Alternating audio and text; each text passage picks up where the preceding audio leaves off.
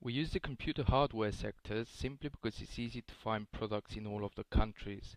The parts are more or less the same by the same companies, usually from the USA, Taiwan, Hong Kong, Japan and South Korea. These products are something that early e-commerce adopters would more than likely buy. It is also a category that indirectly affects everyone that uses computers, simply because even when you buy a pre-made computer, these are the actual parts that are being used inside of it. To make a computer, let's say you need about 8 parts. If your country happens to be on average €30 more expensive per part, the computer will end up being €240 more expensive.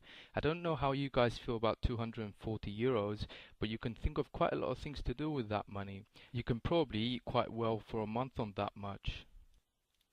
First of all, what is EuroDonkey and why does it exist? Over the past few years, internet commerce in general has really started taking off in the bigger countries. The smaller countries, not so much. The reason for this is generally due to shops having A. Old stock and or very limited selection of stock, B. High prices, C. Poor service, or any combination of the above. So let's start off with analyzing old stock. This has been going on for ages, especially in pre-made computers and laptops. Sure, companies should be able to sell off their old stock, but this happens all the time. Looking around the various shops, you can usually find a cheaper, newer and faster model for less money than an older, slower and more expensive model. You might say, okay, so just buy the new one. You need to remember though that a lot of people don't actually understand computers on a technical level, so they may just buy the older model because of the idea that if something is more expensive, it's more than likely better. I sometimes wonder why old stock is always available in such large quantities. If a company ordered 500 pieces of an older generation and only sold 100, why did they order 500 again for the next generation? In some countries, this has become so bad that the consumer is forced to buy items from the previous generation all the time. One of the biggest differences with newer items is that they have managed to squeeze out more performance for less energy. There are also some parts which are specifically made to use less energy. Unfortunately, they have been very difficult to find in most European shops. On our site, in the country graphs, we have made a graph for green, which shows the probability of being able to buy these green energy saving items in each country. Specifically, we are using the Intel processors whose models end with an S or a T and generally use half the power of other similar models, but unfortunately these are very difficult to find. Next, let's look at high prices. Since you have the world at your fingertips through the internet, would you buy an item for €200 knowing your neighbors can buy the exact same for 120? And finally, let's look at poor and substandard service. In many cases, online shops in some countries did not operate as you would expect them to. While we were getting this information, we actually tried to make some online purchases.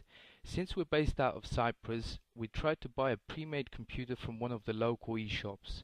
It was their own brand product, so we thought it would be a good item to try and buy. We paid and then we waited. 10 days later, they phoned us and told us that one of the parts needed to create the item was out of stock and asked us if we wanted to change that item. We then asked them to cancel the order and refund our money. As we urgently needed the computer, we went to another one of the larger and cheaper local e-shops and made a list of computer parts that were listed as being in stock. We needed the parts as soon as possible, and as they were listed as being in stock, I immediately called them and asked them if I could order and pay for them online immediately, then go and pick them up within a few hours. I was told that their warehouse is in another country and they could have the items for me within 5 days. This to me sounds like marketing speak for we order the parts elsewhere to order and charge you a big fee for our great services. We ended up going to a physical shop to buy it off the shelf. In the meantime, we made some purchases from Amazon in the UK and Germany. The UK Amazon managed to deliver items to Cyprus within about 4 to 5 days, while the German Amazon took more than 3 weeks. The problem didn't seem to be that the Germans were slow. We tracked it. The package would simply vanish after leaving Germany and then magically reappear in Cyprus 3 weeks later. At least as far as Cyprus is concerned, Amazon has been about the only company actually trying to do something, yet this seems to have been a recent development, as I remember trying to buy from them several times in the past and being presented with a notice that one or more items cannot be delivered to me. It seems certain restrictions have been lifted, yet I still manage to run into similar problems with certain items, including graphics cards and hard drives in the past month. Overall, I would say this is a step in the right direction compared to what it was a few years ago, though we still have a long way to go. A number of other shops pretend to be serving most of the EU by using multiple top-level domains. What does not make sense is that they generally have different stock listed and different pricing for each country, even after you account for the shipping rates and VAT. A good example of this was a shop which had an item for €99 with 19% VAT included plus €5 shipping in their German shop, and the exact same item was €125 with 15% VAT included plus €15 shipping in the Cyprus shop. The VAT is paid, the shipping is paid. Why is the item's base price 25% more expensive even though the VAT rate is lower?